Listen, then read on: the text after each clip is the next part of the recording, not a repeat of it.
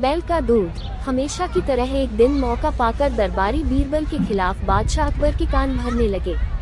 वे कहने लगे, जहां पनाह बीरबल स्वयं को कुछ ज्यादा ही अक्लमंद समझता है।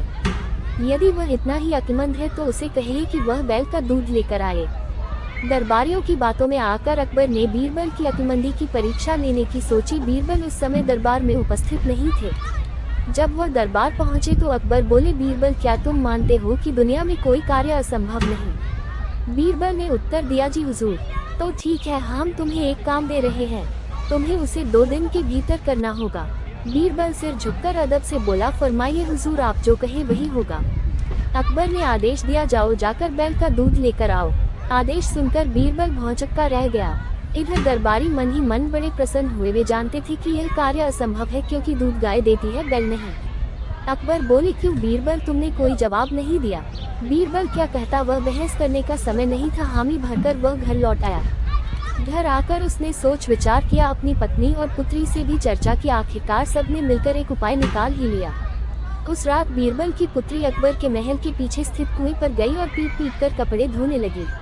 अकबर के महल की खिड़की उस कुएं की ओर खुलती थी। जोर जोर से कपड़े पीटने की आवाज सुनकर उनकी नींद खुल गई। खिड़की से झांकने पर उन्हें एक लड़की कुएं पर कपड़े धोती हुई दिखाई पड़ी। अकबर ने वहीं से चिल्लाकर उस लड़की से पूछा, बच्ची, इतनी रात गए कपड़े क्यों धो रही हो? बीरबल की पुत्री बोली, हुजूर, मेरी माता घर पर नहीं है, वे कुछ महीनों से अपने मायके में हैं। उनकी अनुपस्थिति में आज मेरे पिता ने एक बच्चे को जन्म दिया। दिन भर मुझे उनकी सेवा शुश्रूषा करनी पड़ी, कपड़े धोने का समय ही नहीं पाया, इसलिए रात में कपड़े धो रही हूँ।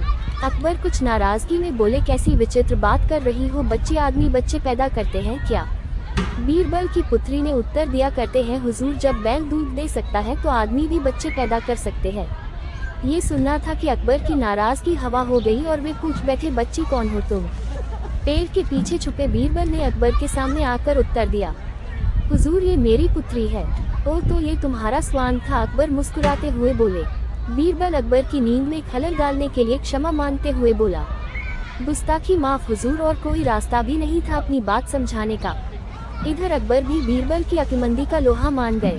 अगले दिन रात का पूरा वृतांत दरबारियों को सुनाते हुए उन्होंने बीरबल को उसकी अक्लमंदी के लिए सोने का हार इनाम में दिया। दरबारी हमेशा की तरह जल भून कर रह गए। शिक्षा, हमें लोगों से वही काम करवाना चाहिए जो करने के लायक हो। आपका नौकर है तो यह नहीं आप उसे कुछ भी बोले जो करने के लायक भी ना हो। स्टोरी अच्छी लगी हो तो कमेंट करके जरूर बताएं और चैनल को सब्सक्राइब करें ऐसे ही स्टोरी देखने के लिए।